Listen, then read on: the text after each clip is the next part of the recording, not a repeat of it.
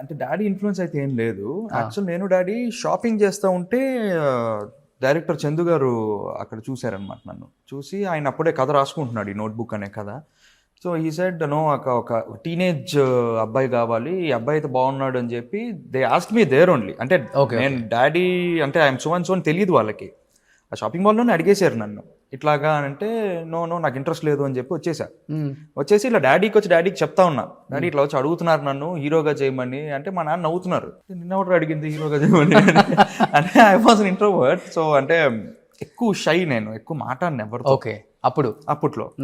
So అనేటప్పుడు మా నాన్న నవ్వుకుంటా ఉంటే అప్పుడు చూసారు వీళ్ళకి ఇలాంటి కోటి గారితో మాట్లాడుతున్నాడు ఏంటి అని చెప్పి అప్పుడు దే అప్రోచ్ డాడీ సేయింగ్ ఇట్లాగా మీ అబ్బాయా అంటే అవును అండి. అయితే తప్పని మీరు ఒప్పుకోవాల్సిందే, మీకు ఇంక వేరే ఆప్షన్ లేదు, మేము లాంచ్ చేస్తాము రాజీవ్ని అని.